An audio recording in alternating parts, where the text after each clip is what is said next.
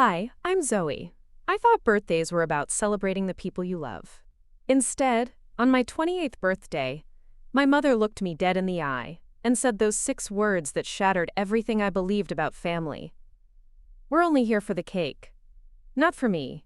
Not to celebrate another year of my life. Just for dessert. So I did what any rational person would do. I took the cake and walked out. But that simple act of standing up for myself unleashed a war one never saw coming. Before we jump back in, tell us where you're tuning in from, and if this story touches you, make sure you're subscribed, because tomorrow, I've saved something extra special for you.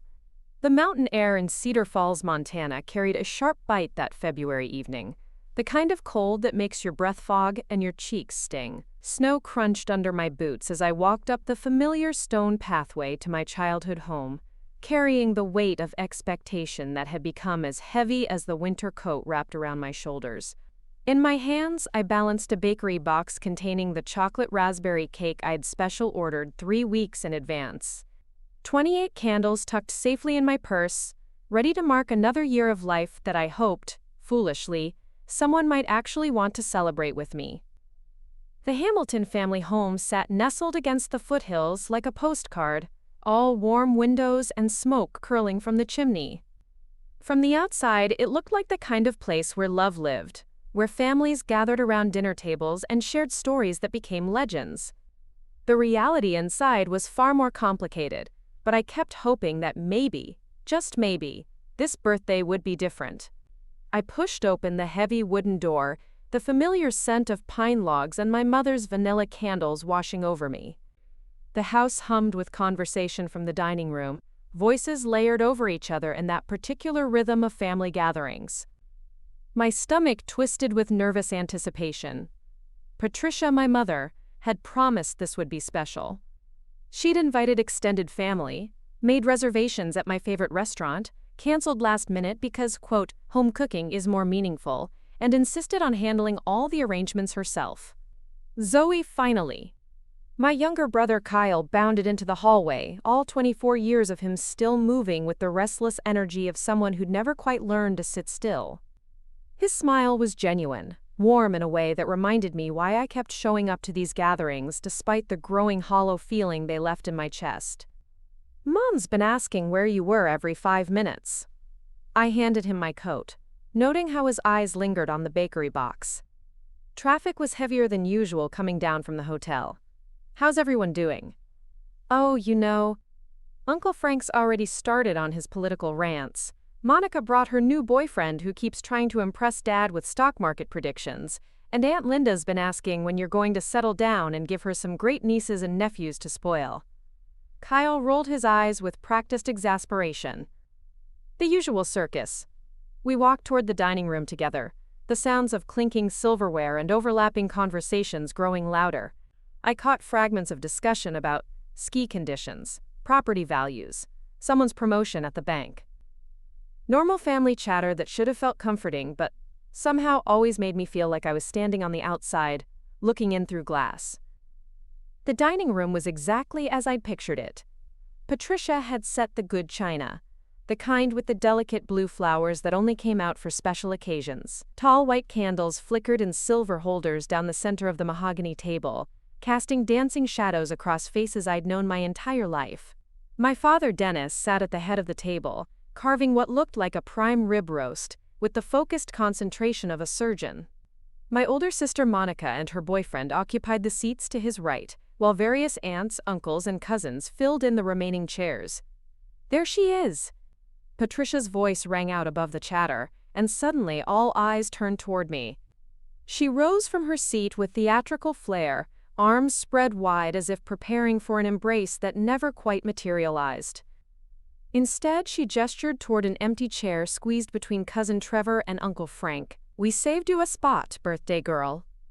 I set the cake box carefully on the sideboard, noting how several pairs of eyes followed its movement. Thank you all for coming. This means so much to me. The responses came in that stilted, obligatory way that family gatherings often produce. Wouldn't miss it. Looking forward to dessert. Hope you got something good in that box. Each comment felt like a small pinprick, tiny wounds that individually meant nothing but collectively began to ache. Dinner proceeded with the mechanical rhythm of people who'd performed this dance countless times before. Plates were passed, wine was poured, and conversation flowed around topics that carefully avoided anything too personal or meaningful. I found myself nodding and smiling at appropriate intervals while my mind wandered to the countless hours I'd spent over the past year working to keep our family's bed and breakfast afloat. Hamilton House had been Dennis and Patricia's dream when they bought it 15 years ago, a Victorian mansion they'd converted into what they imagined would be a thriving mountain retreat. The reality had proven far more challenging than their romantic vision suggested. Bookings were sporadic, online reviews were mediocre, and the property required constant maintenance that stretched their retirement savings thinner each month. Which was where I came in. What had started as occasional help with their website had gradually expanded into managing their entire online presence. I handled booking confirmations, responded to guest inquiries, created social media content, coordinated with cleaning services, and troubleshot everything from broken Wi-Fi to backed-up plumbing. Most weeks, I spent more time focused on Hamilton House than on my actual job at the Mountain View Resort, where I worked as an event coordinator. The bed and breakfast consumed my evenings and weekends. I'd taught myself photography to showcase the property better online, learned basic web design to keep their site current, and even started writing blog posts about local attractions to improve their search rankings. When their old booking system crashed last spring, I'd researched and implemented a new one, spending countless hours transferring years of reservation data and teaching Patricia how to use the interface. None of this was discussed over dinner, of course. Instead, conversations centered around safer topics like weather patterns and upcoming town council elections. I pushed roast beef around my plate and half listened to Uncle Frank's theories about cryptocurrency while wondering when someone might acknowledge that we were supposedly here to celebrate my birthday. The answer came after Dennis had finished his second helping of mashed potatoes. Patricia stood again, this time moving to the sideboard where my cake waited. She opened the box with ceremonial care, revealing 3 layers of rich chocolate with raspberry filling peeking through. The professional frosting work had survived the drive intact, elegant swirls and delicate sugar flowers, creating something that belonged in a magazine spread. "Well, would you look at that?" Aunt Linda murmured appreciatively. "That's quite a cake, Zoe. Where did you get it?" "Mountain Sweets Bakery downtown," I replied, feeling a small surge of pride. "I ordered it a few weeks ago. Sarah there does incredible work."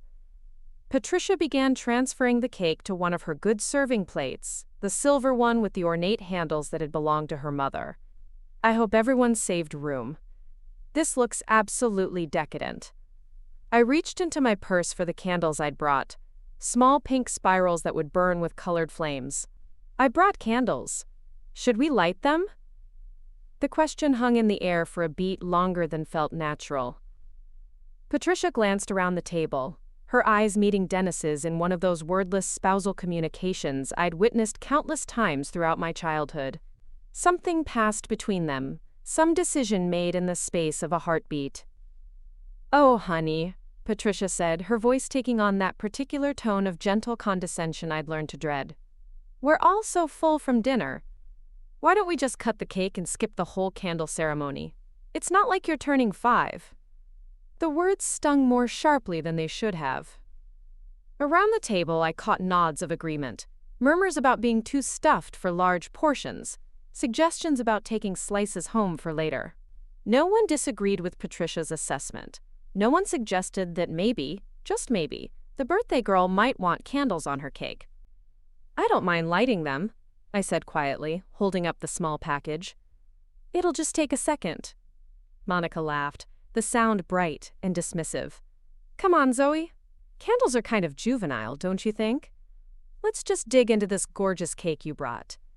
Trevor nodded enthusiastically. "Yeah, I'm more interested in tasting than waiting around for some birthday ritual." "That raspberry filling looks amazing." One by one, they voiced their agreement. Too full for ceremony, more interested in eating than celebrating. Ready to move on to the actual dessert portion of the evening. Their words layered over each other until I felt buried beneath the weight of their casual dismissal.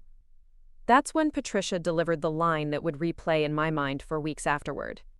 She looked directly at me, her smile bright and seemingly innocent, and said those 6 words with the kind of matter-of-fact clarity that left no room for misinterpretation. "We're only here for the cake." The dining room fell silent, except for the soft crackling of the fireplace in the adjacent living room. Even the enthusiastic conversations about dessert died away as her words settled into the space between us.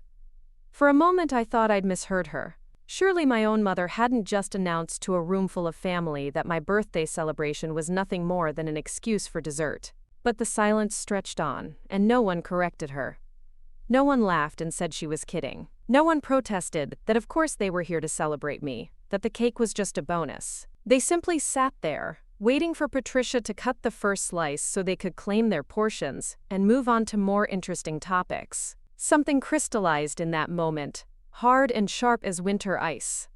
All the hours I'd spent managing their business, all the weekends sacrificed to handle their bookings, all the late nights troubleshooting their technical problems. Preparing and narrating this story took us a lot of time, so if you are enjoying it, subscribe to our channel. It means a lot to us. Now back to the story. All of it suddenly came into focus with brutal clarity. I wasn't a daughter to them. I wasn't even really family. I was a resource. Someone who showed up when needed, handled the difficult tasks they didn't want to deal with, and provided convenient solutions to their ongoing challenges. The cake sat on Patricia's good silver platter, beautiful and untouched, waiting to be divided among people who'd made it clear they had no interest in celebrating the person who'd provided it. 28 years of birthdays, and this was what it had come to. A room full of relatives who viewed my existence as less important than dessert. I stood up slowly, my chair scraping against the hardwood floor with a sound that seemed unnaturally loud in the continued silence. Every eye in the room tracked my movement as I walked to the sideboard, my steps steady despite the earthquake happening inside my chest. Patricia watched me approach, probably expecting me to help serve the cake or make some gracious comment about how we should focus on being together rather than formal celebrations. Instead, I reached for the serving platter and lifted it carefully, balancing the weight of 3 layers of chocolate and raspberry perfection in my hands. "Zoe, what are you doing?"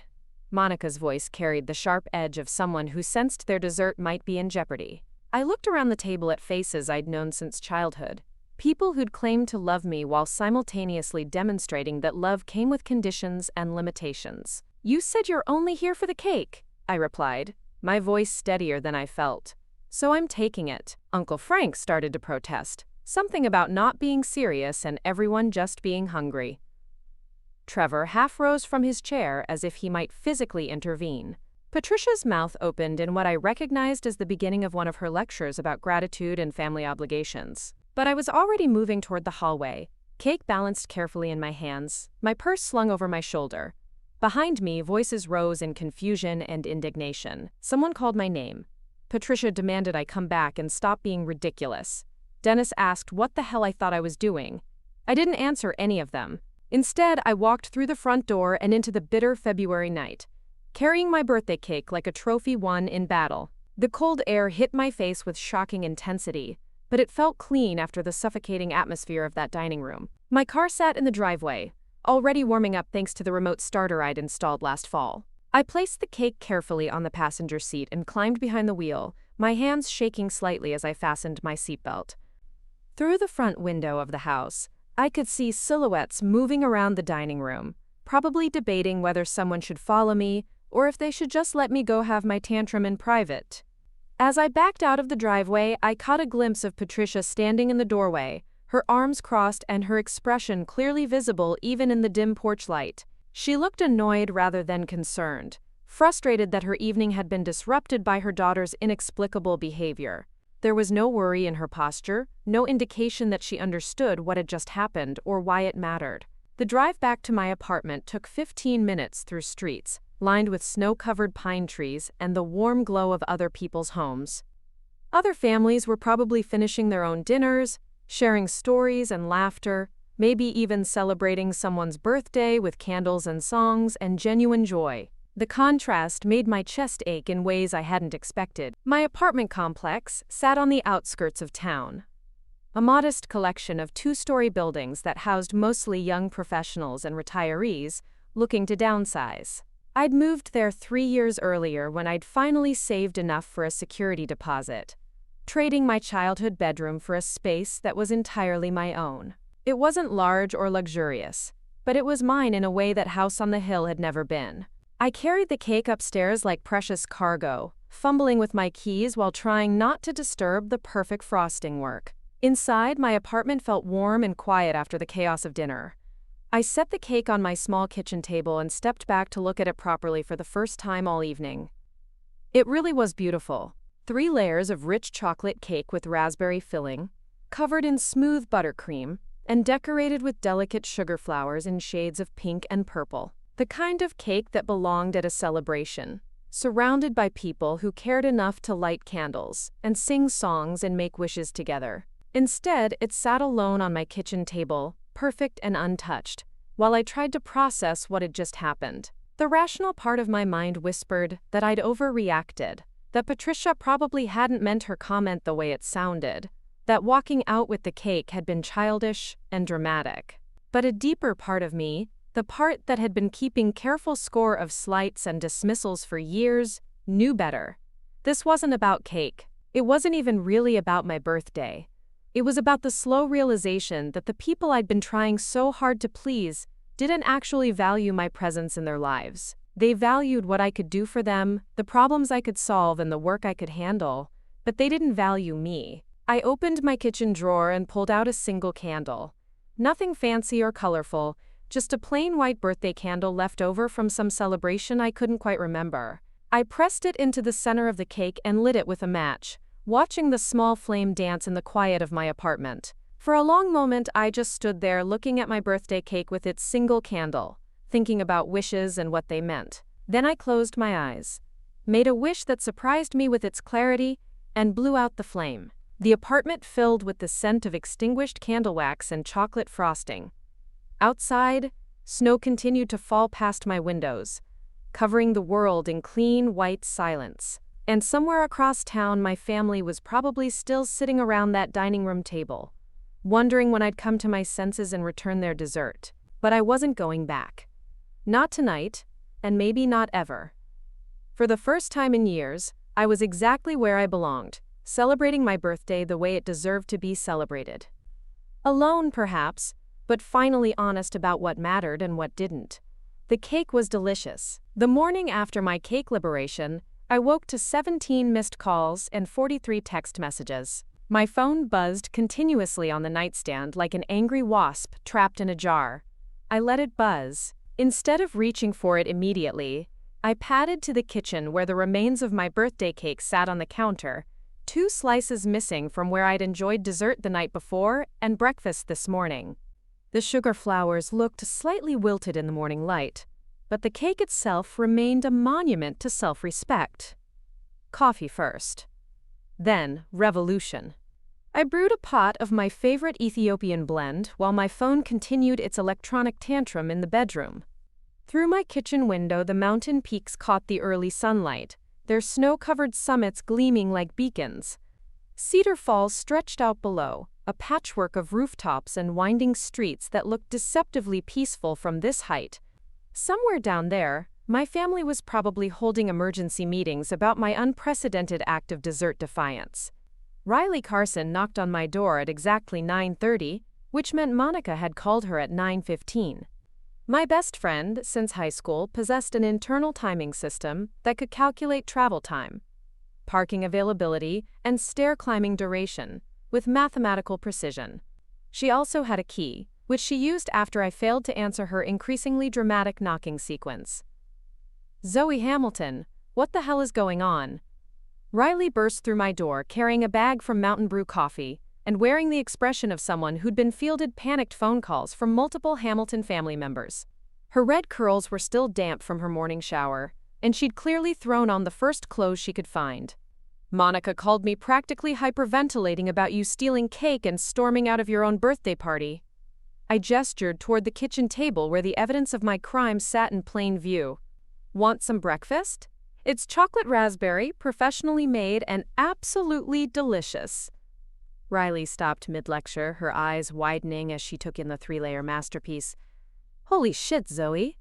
That's not just cake, that's like architectural dessert art. You really walked out with this? They said they were only there for the cake, so I took it. I cut 2 generous slices and slid one across the table toward her. Seemed like the logical response to me. She sat down slowly, still staring at the cake as if it might reveal the secrets of the universe. Okay, but Monica made it sound like you'd completely lost your mind. She said you just grabbed the cake and ran out without explanation. I explained perfectly clearly. They weren't there to celebrate my birthday. They were there for dessert. Problem solved. I took a bite of cake, savoring the way the raspberry filling balanced the rich chocolate. This really is exceptional cake, by the way. Sarah at Mountain Sweets outdid herself. Riley picked up her fork but didn't dig in yet. She studied my face with the intensity of someone trying to read microscopic print. You seem surprisingly calm for someone who just declared war on their entire family. I didn't declare war. I simply removed myself and my resources from a situation that wasn't serving my best interests.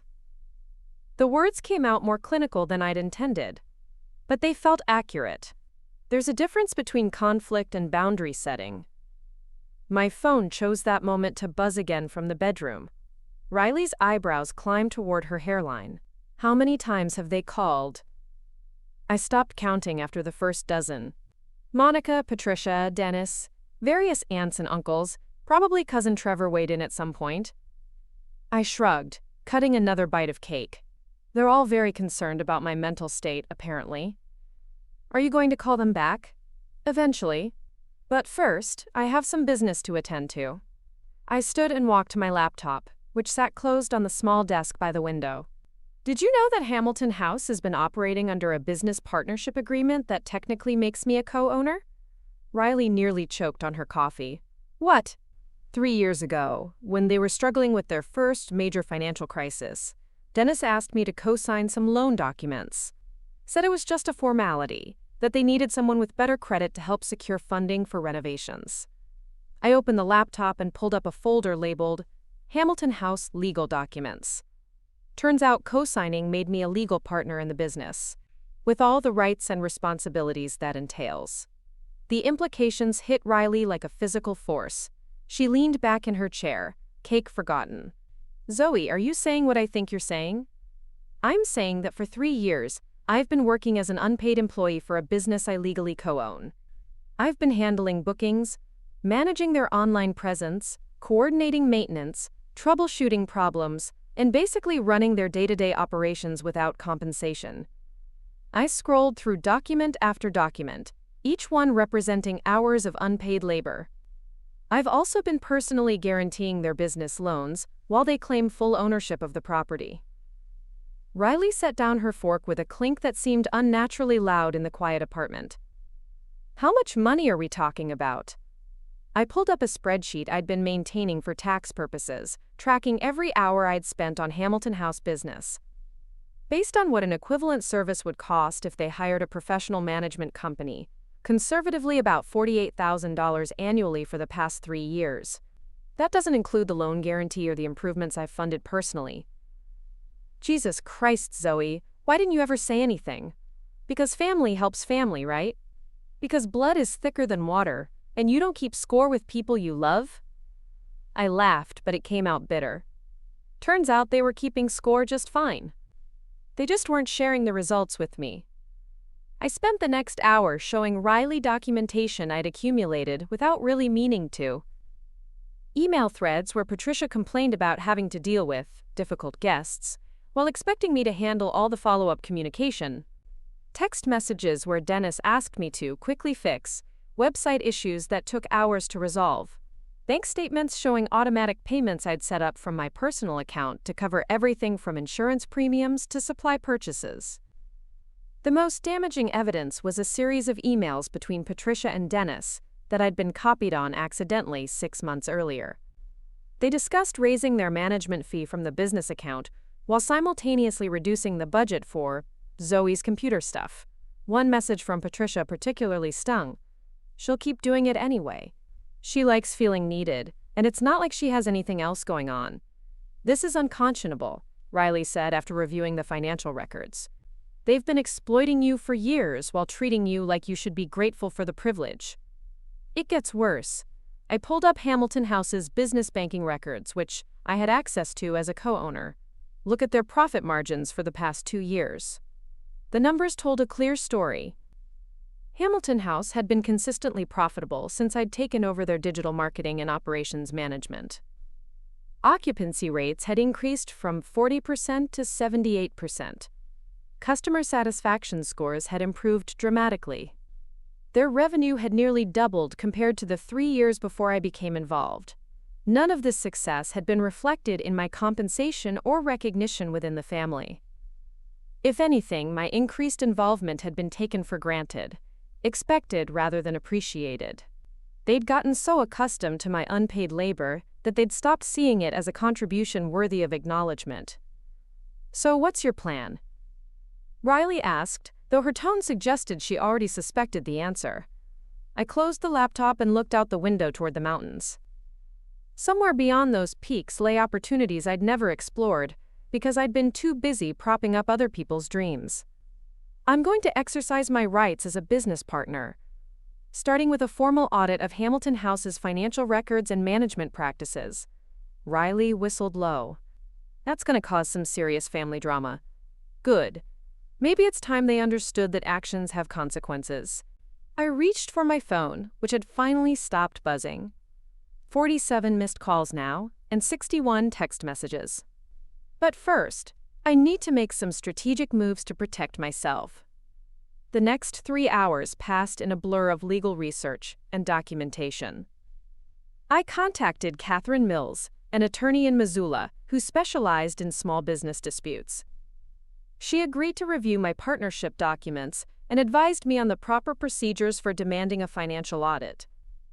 I also reached out to David Rodriguez, my boss at Mountain View Resort, to request a meeting about potentially expanding my role or transitioning to freelance event coordination work.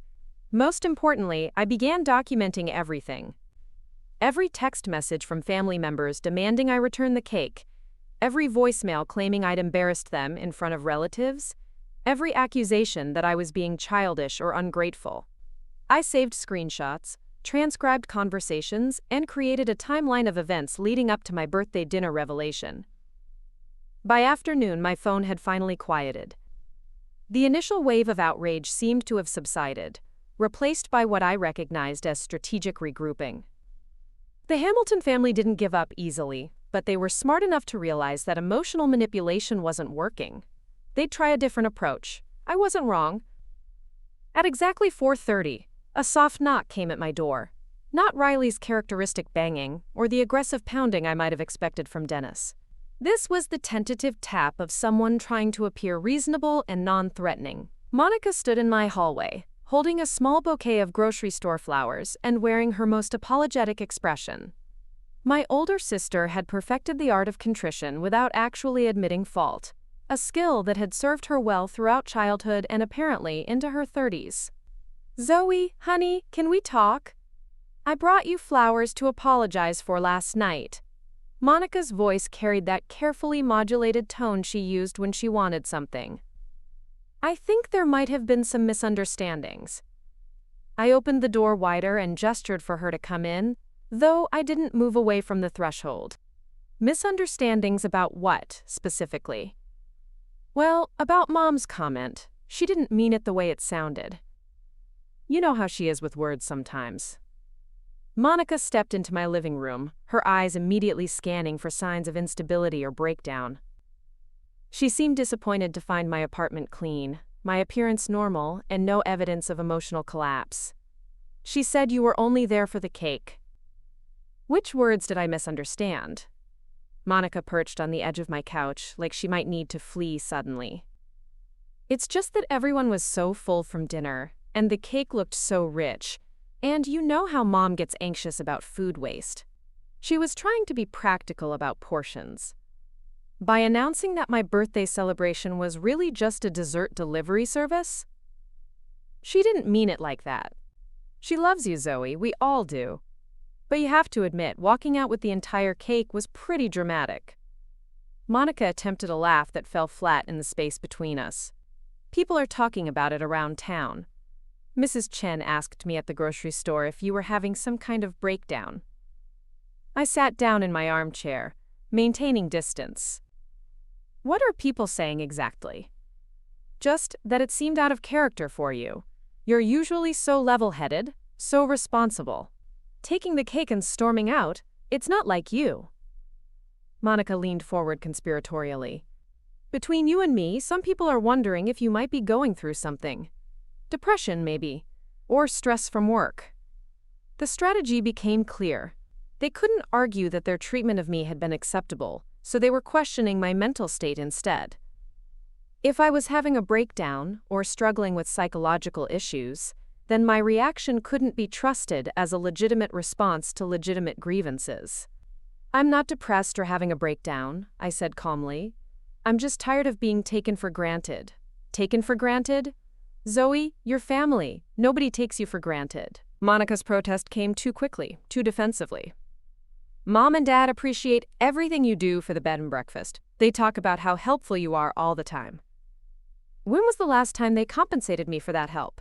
Monica blinked, clearly not expecting the direct question. Well, I mean, it's a family business. Family helps family. That's how it works. Is it a family business? Because I seem to be the only family member doing any actual business work. I pulled out my laptop and opened the spreadsheet I'd shown Riley earlier. Would you like to see a breakdown of hours I've logged over the past year? Zoe, you don't need to keep track of every little thing you do. That's not healthy. Monica's voice took on the condescending tone I remembered from childhood, the one that suggested I was being silly or oversensitive. Families don't operate like corporations. Maybe they should when one family member is providing unpaid professional services worth $48,000 annually. The number hit Monica like cold water. Her carefully maintained composure cracked slightly as she processed the implications. 48,000? That can't be right. I turned the laptop screen toward her, showing the detailed breakdown of tasks, hours, and market rates for comparable services. Website management, social media marketing, booking coordination, guest services, maintenance scheduling, financial record keeping, supply purchasing, vendor relations. All of it documented, all of it quantified. Monica stared at the screen for a long moment, her mouth slightly open. When she looked up, something had shifted in her expression. You actually kept track of all this? I kept track for tax purposes initially.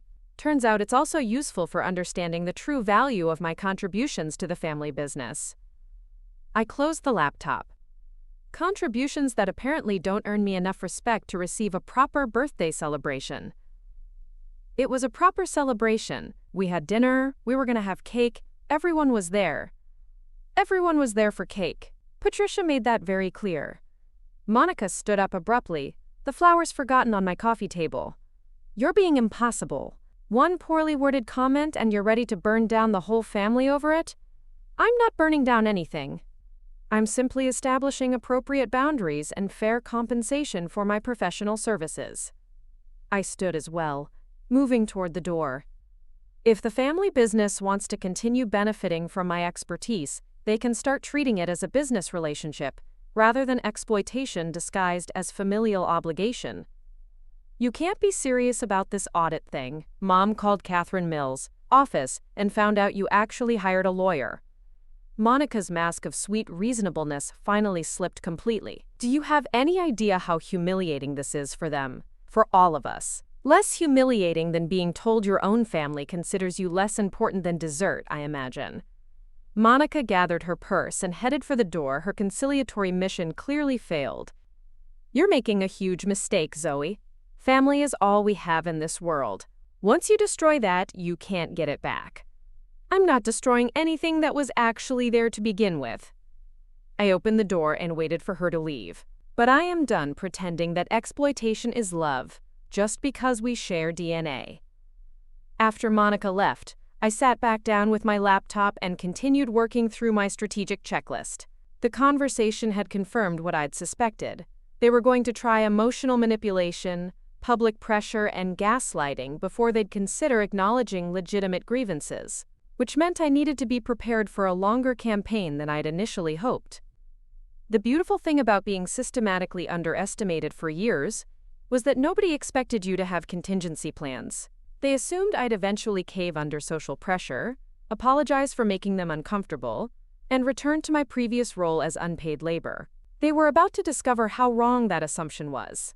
That evening, I drafted a formal letter to Hamilton House's business partners, outlining my co-ownership status and requesting a complete financial audit. I scheduled meetings with 3 other attorneys to ensure I had the best possible legal representation. Most importantly, I began reaching out to other local businesses about potential consulting opportunities in digital marketing and operations management. If my family wanted to treat our relationship as a business transaction, they were about to learn that I was better at business than they'd ever imagined. And unlike them, I kept detailed records of every transaction. The war wasn't coming. It had already begun. And I was finally fighting back. The funeral quiet of my apartment was shattered at 6:15 the next morning by someone leaning on my doorbell with the persistence of a fire alarm. I stumbled from bed, barely coherent, expecting to find emergency services or possibly the apocalypse. Instead, I discovered Dennis standing in my hallway wearing his work clothes and the expression of a man who'd spent the entire night marinating in righteous indignation. "We need to talk." His voice carried the authority he'd wielded throughout my childhood, the tone that had once sent me scurrying to my room to avoid whatever lecture was coming. Now it just sounded tired and hollow. I stepped back to let him in, noting how he filled the doorframe with his broad shoulders and construction worker build. At 58, Dennis Hamilton still looked capable of physical intimidation, though something in his posture suggested he knew that tool had lost its effectiveness with me. "Coffee?" I offered, moving toward the kitchen without waiting for an answer. If we were going to have this conversation, I wanted caffeine. "Keep your coffee. We need to discuss this lawyer nonsense before you embarrass this family any further." Dennis remained standing in my living room, hands clenched at his sides. "Catherine Mills called the house yesterday." "A lawyer, Zoe. You hired an actual lawyer to go after your own parents." I poured myself a mug of coffee and leaned against the kitchen counter, creating physical distance between us. "I hired legal counsel to protect my interests as a business partner in Hamilton House. It's a standard procedure." "Standard procedure?" Dennis's voice cracked slightly. "This is your family, not some corporate merger. We don't hire lawyers to settle family disagreements. We do when one party has been providing uncompensated professional services for 3 years, while the other parties profit from that labor." I took a sip of coffee, grateful for the warmth and caffeine. "Also when the family disagreement involves potential financial fraud." The word fraud hit Dennis like a physical blow. He actually stepped backward, his face cycling through several shades of red, before settling on an alarming purple. "Fraud? Are you out of your mind? We never defrauded anyone. You allowed me to co-sign business loans while concealing my legal status as a partner. You've been utilizing my professional services without compensation while claiming full ownership of the resulting profits. You've made financial decisions affecting the business without including me in the decision-making process despite my legal stake in the company." I set down my coffee mug and crossed my arms. "What would you call that?" Dennis began pacing my small living room like a caged animal. "I'd call it family helping family. I'd call it a daughter supporting her parents, retirement dreams. I'd call it normal." "Normal for who?" "Because I've talked to several other business owners, and none of them expect their adult children to provide $48,000 worth of annual labor without compensation." $48,000. Dennis repeated the number like a curse word. "Where the hell did you get that figure?" I retrieved my laptop and pulled up the detailed analysis I'd prepared for Catherine Mills.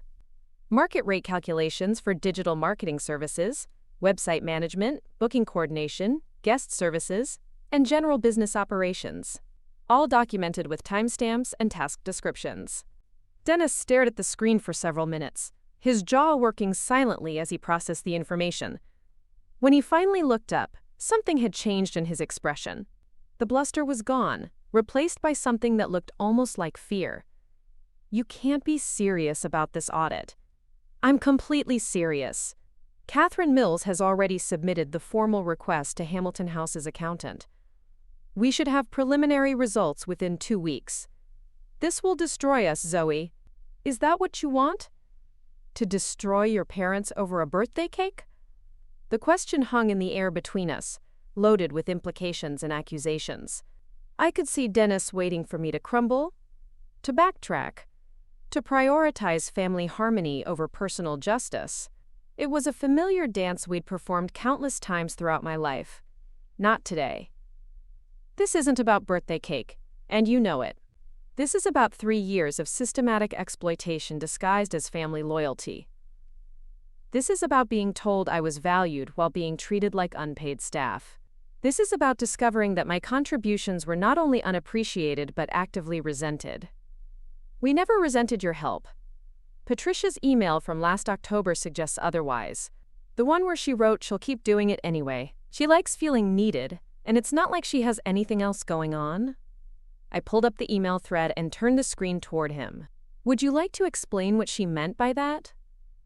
Dennis read the email twice, his face growing paler with each pass. She didn't mean anything by it. Patricia sometimes says things without thinking them through. She meant exactly what she wrote. You both viewed my professional contributions as free labor provided by someone too pathetic to have a real life. You took advantage of my desire to help while simultaneously pitying me for it. The accuracy of my assessment was written clearly across Dennis's face. He sank into my armchair uninvited, suddenly looking every one of his 58 years. It wasn't supposed to be like this. What was it supposed to be like? When we started the bed and breakfast, we thought it would be fun. A family project, something we could all work on together. Build something lasting for the next generation. Dennis rubbed his face with both hands. We never imagined how complicated it would get, how much work it really required. So when it got complicated, you dumped the work on me and pretended it was my idea. We didn't dump anything on you. You volunteered, you kept offering to help, kept taking on more responsibilities. We thought you enjoyed it. I laughed, the sound harsh in the quiet apartment. I enjoyed feeling useful to my family. I enjoyed believing that my skills and effort were valued.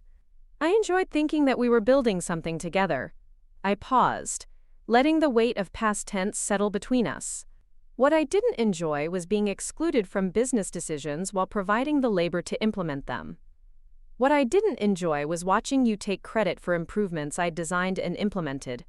What I didn't enjoy was being treated like hired help at family gatherings, while simultaneously being expected to work for free. Dennis was quiet for a long time, staring at his hands.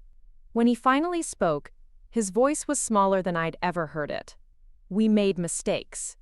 Yes, you did. But hiring lawyers, demanding audits, threatening to destroy the business, this isn't the way to handle family problems. It became the only way when family refused to acknowledge the problems existed. I sat down across from him, maintaining eye contact. I tried talking to you and Patricia directly multiple times over the past year.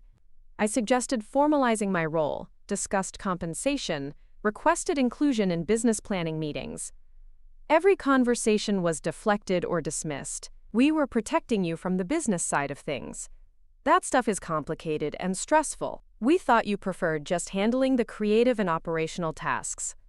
You thought I preferred being excluded from decisions affecting a business I co-own and financially guarantee. You thought I preferred being treated like a skilled assistant rather than a partner? Dennis winced at the word partner. The partnership thing was just paperwork. We needed your credit score to qualify for the renovation loans. It didn't mean you actually wanted to be involved in running everything. The partnership thing is a legal document that grants me specific rights and responsibilities. Rights you've been denying me while expecting me to fulfill the responsibilities. I leaned forward, driving the point home. Rights that include access to financial records, input on major business decisions, and fair compensation for my contributions. We can fix this. We can work something out without involving lawyers and accountants and making this public. Dennis's voice took on a pleading quality I'd never heard before. We can set up a salary, give you an official title, whatever you want. What I want is accountability for 3 years of uncompensated labor and systematic exclusion from a business I legally co-own. What I want is acknowledgement that your treatment of me was wrong rather than just inconvenient now that there are legal consequences. Fine, you're right, we were wrong. We took advantage of you, and we're sorry. The words came out mechanical, rehearsed. Can we move past this now? Are you sorry you treated me poorly? Or are you sorry you got caught? Dennis stared at me for a moment, probably wondering when his youngest daughter had become someone he couldn't manipulate or intimidate. Both, I guess. That's not enough. Not anymore. He stood up slowly, defeat written in every line of his body. So this is it? You're really going through with destroying everything we built together? I'm not destroying anything. I'm claiming my rightful place in something I helped build while you pretended I was just the hired help. I walked him to the door, noting how he moved like a man carrying invisible weight. If that destroys Hamilton House, maybe it wasn't as solid as you believed. After Dennis left, I sat in my quiet apartment and tried to process the conversation. Part of me felt guilty for causing him obvious distress. The people-pleasing instincts developed over decades of family dynamics whispered that I should call him back, accept his hollow apology, and return to the comfortable dysfunction we'd all learned to navigate. But a stronger part of me, the part that had been growing steadily since I walked out with my birthday cake, recognized his distress as the natural consequence of years of taking someone for granted. He wasn't sorry for exploiting my labor. He was sorry that exploitation had become legally and financially inconvenient. My phone buzzed with a text message from Catherine Mills. The formal audit request had been submitted, and Hamilton House's accountant had agreed to cooperate. We would have a complete financial analysis within 10 business days, including documentation of all unpaid labor and recommendations for appropriate compensation. I poured myself another cup of coffee and opened my laptop to continue working on the business plan I'd been developing. If the audit confirmed what I already knew, I'd have several options moving forward. I could demand fair compensation and partnership recognition within Hamilton House. I could sell my share back to Dennis and Patricia and use the proceeds to start my own consulting business. Or I could exercise my legal rights and force major changes in how the business operated. All of those options represented a level of control over my own life that I'd never experienced before. For 28 years, I'd been reacting to other people's expectations and demands. For the first time, I was setting the terms of engagement. Outside my window, Cedar Falls continued its daily rhythm. People walked their dogs. Children waited for school buses. Neighbors chatted over fence lines about weather and weekend plans. Normal life proceeding normally while my world restructured itself around new principles of self-respect and fair treatment. My phone buzzed again. This time it was Patricia, probably calling to attempt her own version of damage control. I let it go to voicemail, along with the 3 subsequent calls that followed over the next hour. Whatever manipulation strategies she'd developed could wait. I had business plans to finalize and legal documents to review. The revolution was proceeding exactly on schedule. 3 days later, Cedar Falls discovered that small mountain towns are terrible places to keep secrets. What had started as whispers about the Hamilton girl having some sort of breakdown at her own birthday party had evolved into detailed speculation about business partnerships, legal audits, and family drama playing out in lawyers' offices.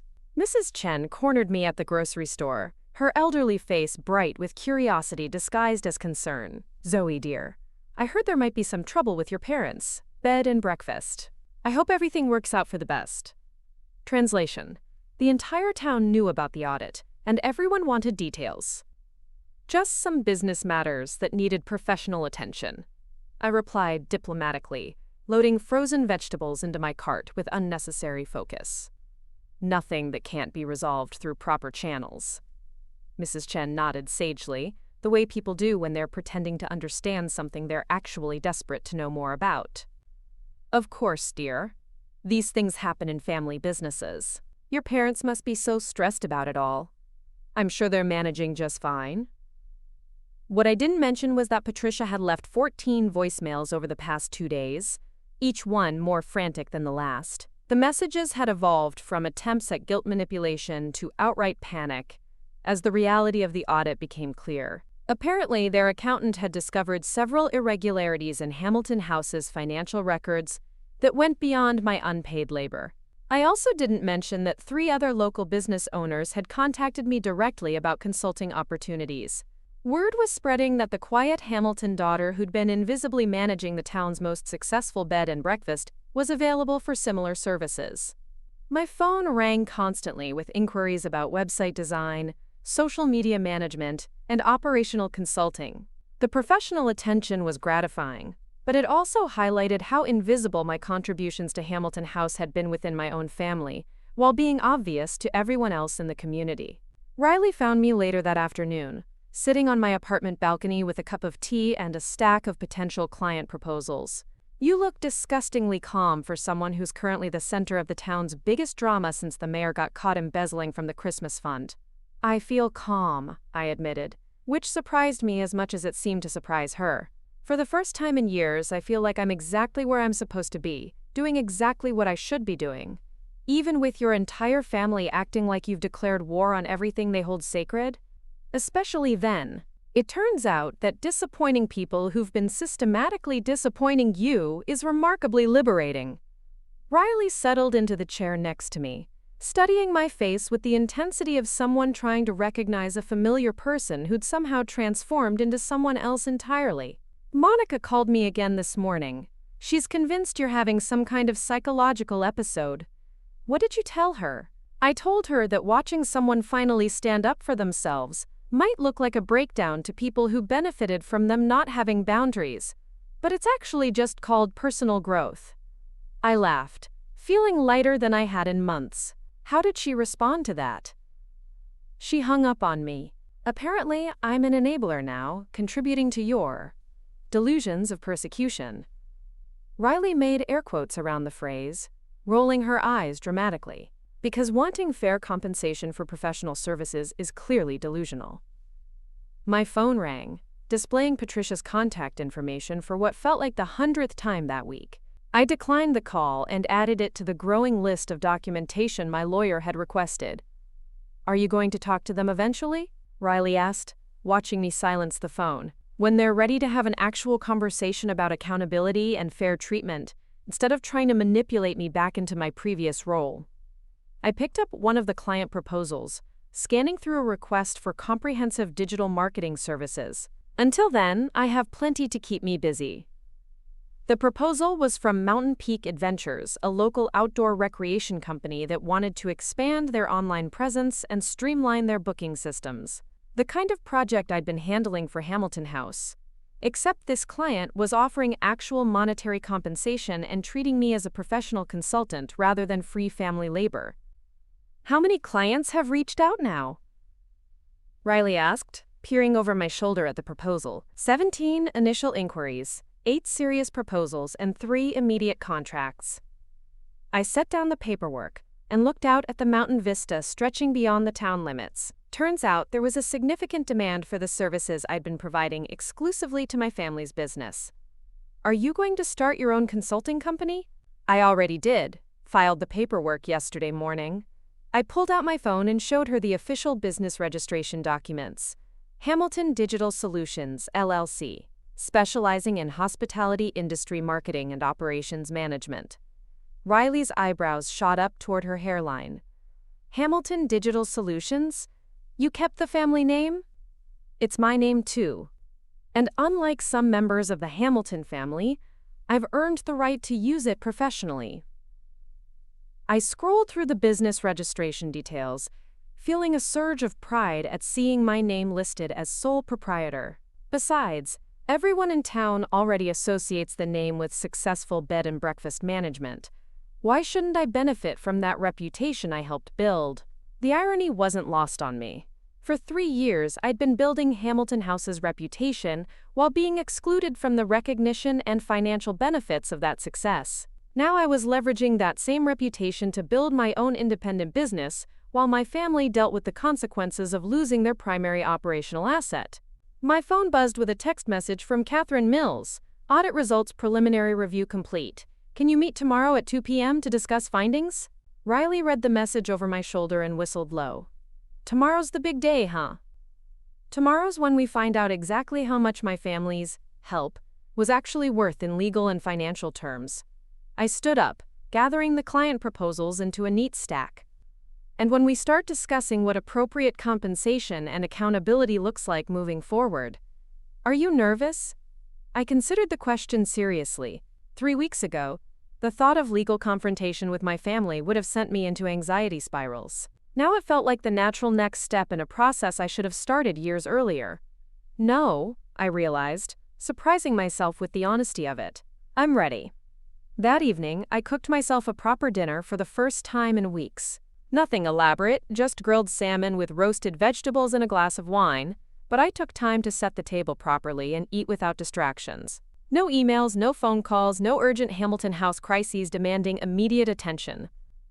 Just me, my food, and the satisfaction of knowing that tomorrow would bring clarity to a situation that had been murky for far too long.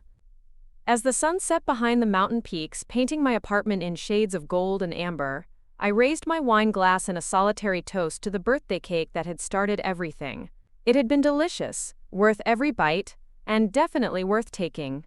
The meeting with Catherine Mills lasted 3 hours and confirmed everything I'd suspected, while revealing several things I hadn't. Hamilton House had indeed been profitable for the past 2 years, generating net revenues of approximately $84,000 annually. My documented contributions represented 57% of the labor required to achieve that profitability, yet I had received 0% of the financial benefits. More damaging was the discovery that Dennis and Patricia had been drawing salaries from the business account, while simultaneously claiming the operation was breaking even during our family discussions about compensation. They'd also used business funds for personal expenses, including vacation travel, vehicle maintenance, and home improvements unrelated to the bed and breakfast property. In legal terms, Catherine explained, sliding a comprehensive report across her desk, your parents have been committing both wage theft and partnership fraud. The financial exploitation is well documented and prosecutable under Montana labor and business law. I stared at the numbers, feeling something between vindication and nausea. Seeing the exploitation quantified in precise legal language made it impossible to dismiss as misunderstanding or family dysfunction. This was systematic financial abuse disguised as familial obligation. What are my options moving forward? Quote, you have several paths available. You can demand immediate compensation for all unpaid labor. The phone started ringing at exactly 7 a.m. on Friday morning, 36 hours after my meeting with Catherine Mills. Not my personal phone, which I'd learned to keep on silent, but the landline in my apartment that I'd forgotten even existed, until its shrill electronic shriek dragged me from the first peaceful sleep I'd enjoyed in weeks. I stumbled to the kitchen, squinting against the early morning light filtering through my windows, and stared at the ancient cordless handset as it continued its insistent noise. The caller ID displayed a number I didn't recognize, though the area code was local. Curiosity won over caution. Hello? Miss Hamilton? This is Janet Kowalski from the Cedar Falls Gazette. I was wondering if you'd be available for a brief interview about the situation with your family's bed and breakfast.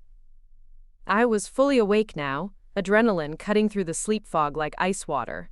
I'm sorry, what situation? The financial audit and legal proceedings. We received some information from public records about Hamilton House's business practices, and we'd like to get your perspective on the allegations of unpaid labor and partnership fraud. My mouth went dry. The audit results were supposed to be confidential until all parties had reviewed them and determined next steps. Someone had leaked information to the press, and given the Gazette's reputation for thorough investigative reporting, this was about to become very public very quickly. I don't have any comment at this time, I managed, though my voice sounded strained even to my own ears. I understand this must be a difficult situation for your family. Would you be willing to go on record about how long you've been working for Hamilton House without compensation? Our sources indicate it may have been several years. Sources, plural. This wasn't a fishing expedition or idle curiosity. Someone had provided the Gazette with detailed information about the audit findings, and they were building a comprehensive story about labor exploitation in local family businesses. I really can't comment on an ongoing legal matter. You'll need to speak with my attorney, Catherine Mills, if you want any official statements. Of course. We've already reached out to Ms. Mills' office.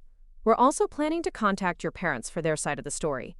Do you think they'll be cooperative with our investigation? The mental image of Patricia and Dennis dealing with aggressive journalism made my stomach clench. They had no experience with media attention, no preparation for having their business practices scrutinized by professional reporters. Whatever their faults, they didn't deserve to be ambushed by investigative journalism. Or maybe they did. The thought surprised me with its coldness. I have no idea what they'll choose to do, I said honestly. But I'd appreciate it if you'd give them some notice before showing up at their door with cameras. We always follow proper journalistic protocols, Miss Hamilton. Thank you for your time. The line went dead, leaving me standing in my kitchen holding a silent phone and trying to process the implications of what had just happened. Within hours, possibly minutes, my family's private dysfunction was going to become public entertainment for anyone with access to the local newspaper or its website. I called Catherine Mills' office and left a voicemail about the media contact, then sat down with my laptop to check the Gazette's website. Nothing yet, but the paper typically published major investigative pieces on Friday afternoons to maximize weekend readership. I had maybe 6 hours before Cedar Falls discovered that their quiet bed and breakfast success story was built on systematic labor exploitation. My phone buzzed with a text from Riley. "Holy shit, Zoe, did you see the Facebook post?" I hadn't checked social media in days, deliberately avoiding the platform to prevent myself from obsessing over family reactions and community gossip. Riley's message suggested that strategy had just become obsolete. The Hamilton House Facebook page, which I had created and managed for 3 years, featured a new post that definitely hadn't been written by me. The message was pure Patricia, all wounded dignity and selective memory. Dear friends and loyal guests, we are deeply saddened to inform you that Hamilton House may be forced to close due to unexpected legal challenges from a family member. After years of providing a loving home and business opportunities, we are being subjected to painful accusations and financial demands that threaten everything we've worked so hard to build. We appreciate your continued support during this difficult time and will keep you updated on our situation. With gratitude and heavy hearts, Dennis and Patricia Hamilton. The post had been live for 2 hours and already had 43 comments. I scrolled through them with mounting horror and fascination, watching my hometown dissect my family's drama in real time. This is so sad. What kind of person attacks their own parents like this? I heard it was the daughter who does their computer stuff. Always seemed odd that she was so involved in their business. Money ruins everything, even families. Prayers for the Hamiltons during this difficult time. But not every comment was sympathetic to my parents. Several people seemed to have inside information that painted a different picture. Didn't she basically run that place single-handedly? I stayed there last summer, and Zoe was the only one who seemed to know anything about the actual operations. My cousin works at the bank and says the Hamiltons have been drawing regular salaries while claiming the business was barely breaking even. Something doesn't add up. Family business or not, people deserve to be paid for their work. If she was doing professional-level services, she should have been compensated professionally. The online battle lines were already forming, with approximately half the commenters supporting my parents as victims of ungrateful children, and the other half questioning why successful business owners couldn't afford to pay their primary employee. It was like watching strangers debate the intimate details of my life while I sat invisible in my apartment, simultaneously part of the story, and completely removed from it. My doorbell rang, followed immediately by aggressive knocking. I peered through the peephole to see a man with a camera and a woman holding a recorder, both wearing the determined expressions of journalists who'd found their story. The Gazette had moved faster than I'd expected. I didn't answer the door, but I could hear them talking to each other in the hallway. Try calling the number again. Maybe she'll pick up if she knows we're here. Check with the neighbors. Someone might know when she usually leaves for work. The parents aren't answering their phone either. This whole family has gone underground. They lingered for 20 minutes before giving up, but I knew they'd be back. Investigative reporters didn't abandon stories this compelling without exhausting every possible angle. My quiet apartment building was about to become a media staging ground, and my neighbors were going to hate me. I called Riley and asked if I could stay at her place for a few days until the media attention died down. She agreed immediately, though she warned me that her downtown loft might not be much better for hiding from reporters. "This is insane," she said as I packed a suitcase for the second time in a month. 3 weeks ago you were the invisible Hamilton daughter, and now you're the center of a public scandal. I never wanted it to be public. Someone leaked confidential information to the press. Who would do that? Your lawyer? Catherine would never violate client confidentiality. It had to be someone with access to the audit findings or business records. I paused in my packing, considering the possibilities. Or someone who wanted to control the narrative before I could. Riley understood immediately. You think your parents leaked their own story? I think Patricia realized that legal and financial accountability was inevitable, so she decided to get ahead of it with emotional manipulation. I zipped my suitcase and looked around my apartment, wondering how long it would be before I felt safe returning. Classic Patricia strategy. When you can't win on facts, win on feelings. But won't the Gazette investigate the actual facts? They have a reputation for thorough reporting. Eventually.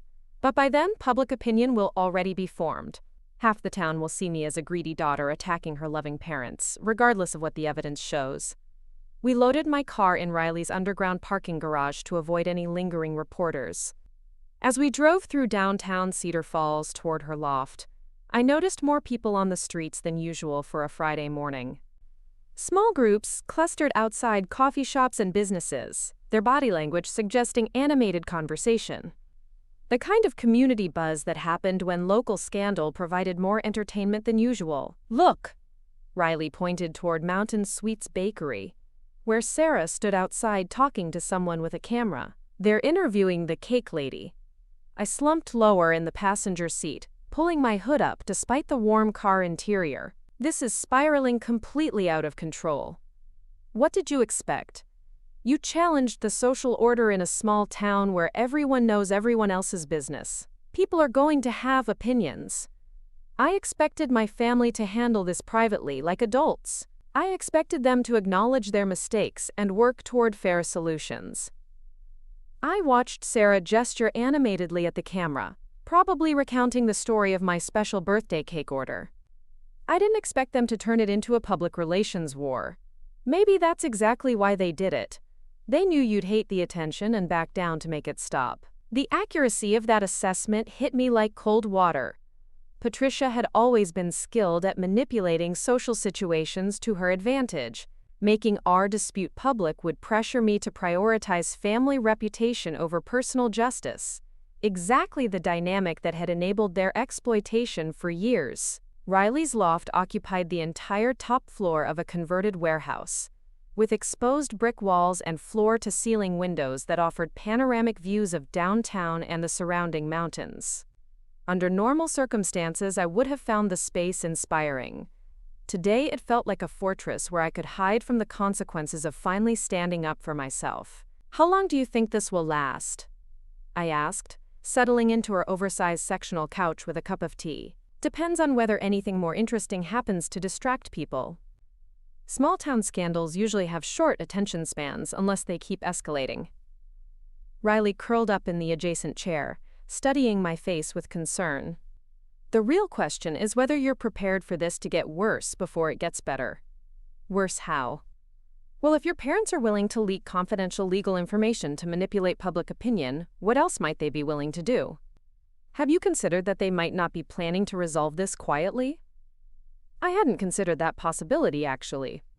Despite everything, some part of me still expected Dennis and Patricia to eventually recognize their mistakes and work toward fair solutions like reasonable adults. The idea that they might escalate rather than compromise felt foreign and frightening. My phone buzzed with a call from Catherine Mills. Zoe, where are you? I've had 3 reporters contact my office in the past hour, and someone leaked preliminary audit findings to the Cedar Falls Gazette. I'm at a friend's place. The reporters were camping outside my apartment. Good. Stay away from your apartment and don't speak to any media representatives without me present. This situation has become significantly more complex than a standard business dispute. How much worse can it get? Your parents filed a countersuit this morning, claiming defamation and intentional interference with business relationships. They're alleging that you've been sabotaging Hamilton House's reputation to damage their livelihood. I sat down heavily, feeling like the air had been knocked out of my lungs. Sabotaging their reputation? I built their reputation. Every positive review, Every successful booking, every improvement to their online presence came from my work. I know that, and we have documentation to prove it. But they're claiming that your recent actions, including the audit demand and legal proceedings, constitute a deliberate attempt to destroy their business. They're seeking damages for lost revenue and emotional distress. Can they do that legally? They can file whatever they want. Whether it has merit is a different question, but it means this is now active litigation that could take months or years to resolve. And with media attention, it's going to be very public and very unpleasant for everyone involved. After Catherine hung up, I sat staring out Riley's windows at the mountains beyond town, trying to process how dramatically my life had changed in 3 weeks. A month ago, my biggest concern had been whether Hamilton House's autumn booking season would be successful. Now I was hiding from reporters while my parents sued me for trying to claim fair compensation for my own work. They're really doing this, I said aloud, though Riley was in the kitchen preparing lunch. They're actually going to court, claiming I'm the one damaging the family. Are you surprised? Riley called back. From what you've told me, they've been rewriting history to suit their narrative for years. Why would they stop now? She had a point. Dennis and Patricia had spent 3 years convincing themselves and others that my contributions were voluntary help rather than uncompensated professional services. They'd convinced themselves that their business success was the result of their hard work and vision rather than my operational management. They'd convinced themselves that I should be grateful for the opportunity to contribute, rather than entitled to fair treatment. Of course, they would convince themselves that holding them accountable was actually attacking them unfairly. My phone rang again. Monica this time, probably calling to deliver whatever family talking points had been developed to counter the media coverage. Don't answer it, Riley advised, carrying 2 plates of sandwiches into the living room. Nothing your sister says right now is going to be helpful or honest. I know, but part of me keeps hoping that someone in my family will acknowledge reality instead of doubling down on fiction. Hope is admirable, but it's not a strategy. Your parents have chosen to make this a public war instead of a private resolution. That tells you everything you need to know about their priorities. I let Monica's call go to voicemail, along with the 6 subsequent calls from various family members and longtime family friends. Each unanswered ring felt like another bridge burning, another relationship that might never recover from this conflict. But maybe that was okay. Maybe some bridges deserved to burn if they were built on exploitation and maintained through manipulation. The Cedar Falls Gazette website updated at exactly 3 p.m. with a comprehensive investigative piece titled Family Business or Labor Exploitation. Local bed and breakfast under investigation for unpaid work practices. The article was thorough, professional, and devastating. Janet Kowalski had done her homework. She'd interviewed former Hamilton House employees, reviewed public business records, consulted with labor law experts, and even spoken with guests who could verify my role in their positive experiences at the bed and breakfast. The piece painted a clear picture of systematic exploitation, disguised as family cooperation. Most damaging was a quote from Mrs. Chen, who had apparently overcome her earlier discretion when contacted by professional journalists. Zoe was always the one who knew everything about that place. When we had problems with our reservation or needed information about local attractions, Patricia would just say, "Let me get Zoe."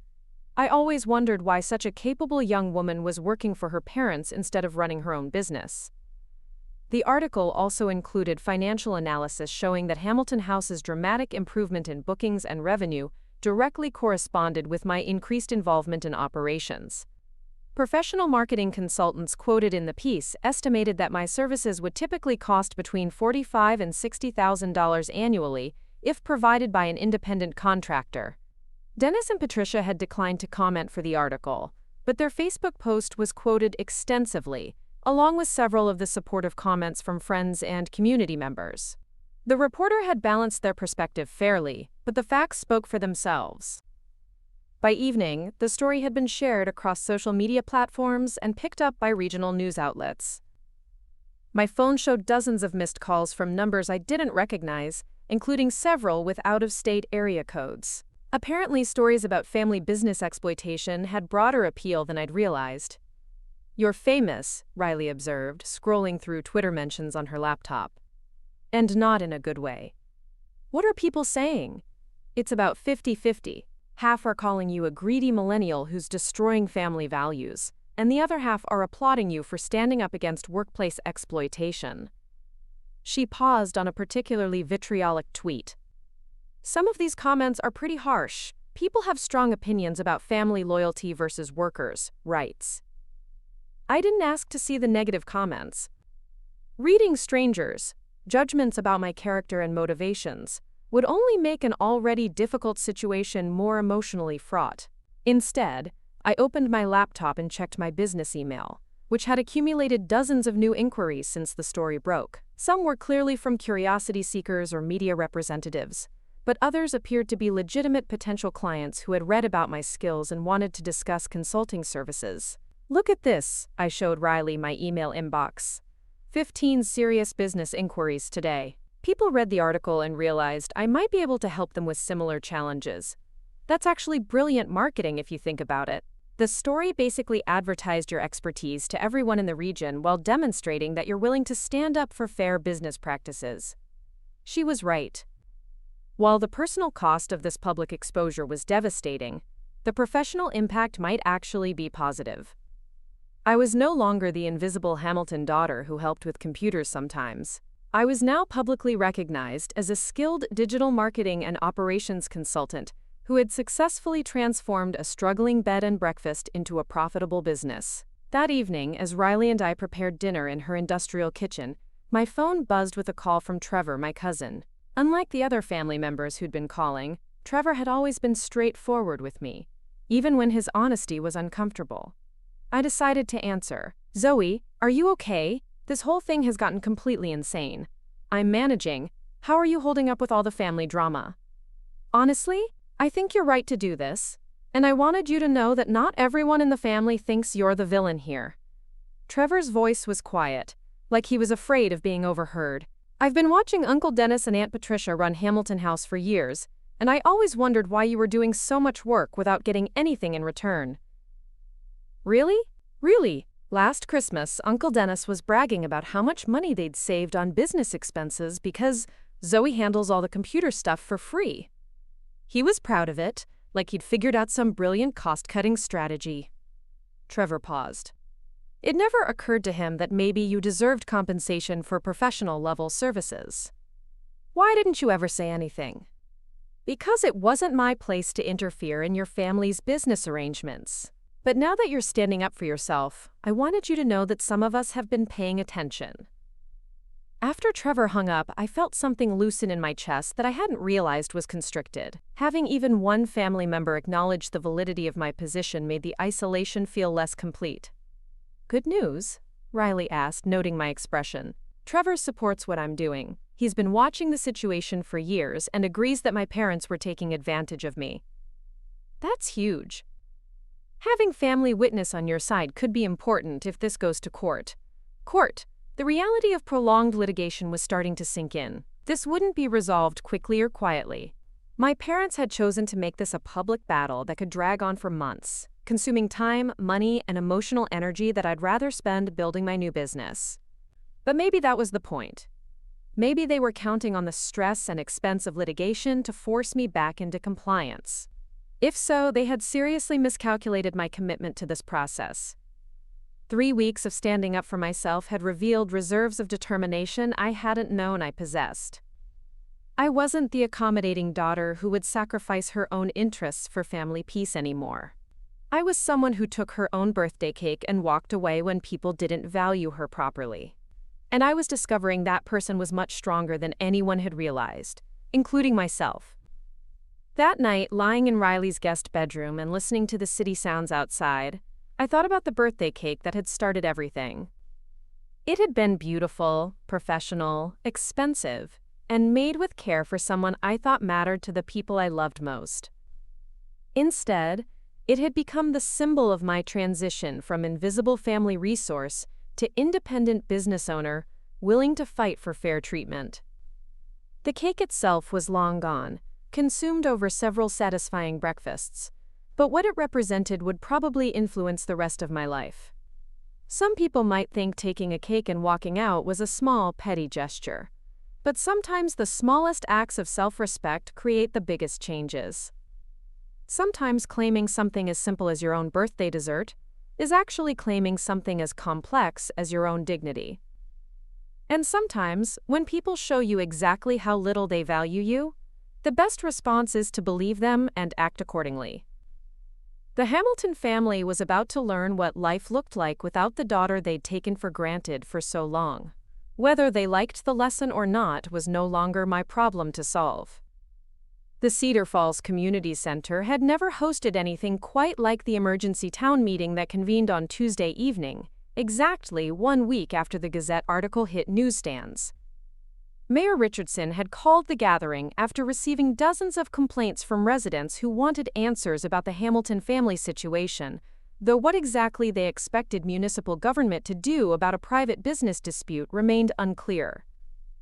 I sat in the back row beside Riley, wearing sunglasses indoors and a baseball cap pulled low over my forehead. The disguise felt ridiculous, but photographers from 3 different news outlets had shown up, and I wasn't prepared for my face to appear in regional newspapers as the poster child for either workplace exploitation or family destruction, depending on which narrative the editors preferred.